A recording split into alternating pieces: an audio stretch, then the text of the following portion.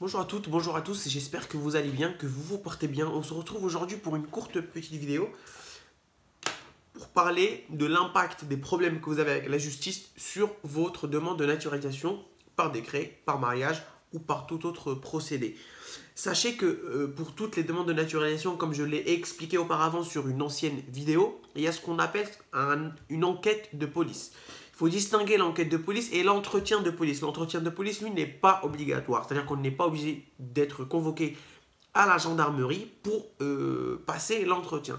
Par contre, quant à elle, l'enquête demeure obligatoire. C'est-à-dire que pour tous les demandeurs de naturalisation, l'enquête est obligatoire. Elle est faite par les forces de l'ordre, par la gendarmerie, la police nationale.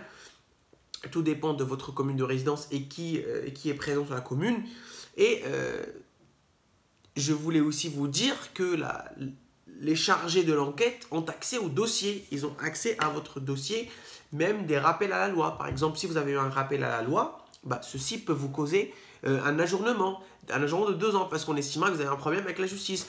Pour les gens qui ne versent pas la pension alimentaire, par exemple, et qui se sont vus rappeler à la loi par procureur suite à une plainte de leur épouse ou leur époux, ça peut aussi vous causer du tort. Ça peut également être facteur d'un ajournement au niveau de la préfecture.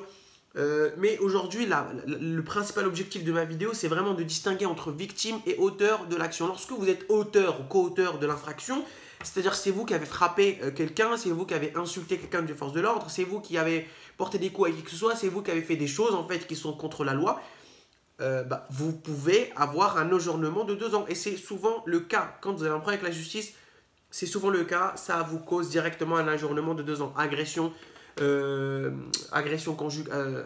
conjugale, tout ça. Tout ce qui peut être problématique en termes de justice, ça peut vous causer un ajournement de 2 ans.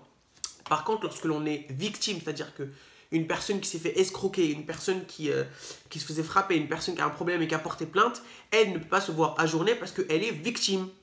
À partir du moment où on est victime, on est protégé, donc on ne peut pas être ajourné. Mais par contre, si vous avez des troubles de voisinage, vous avez des problèmes avec votre voisin, vous l'avez insulté, il a porté plainte contre vous, vous êtes donc auteur, un rappel à la loi par la suite, même classement sans suite, ça peut vous causer du tort et donc par conséquent, vous pouvez avoir ce qu'on appelle tout vulgairement un ajournement de 2 ans au niveau de la préfecture et du ministère. Ce qu'il faut faire à ce moment-là, c'est vraiment essayer de faire un recours pour pouvoir justement bloquer ces décisions et expliquer au ministre ce qui s'est véritablement passé, ce qui vous a poussé à agir comme tel et surtout ce qui vous a obligé à adopter ce comportement-là. Voilà, j'espère que vous avez bien compris, que c'est bien clair.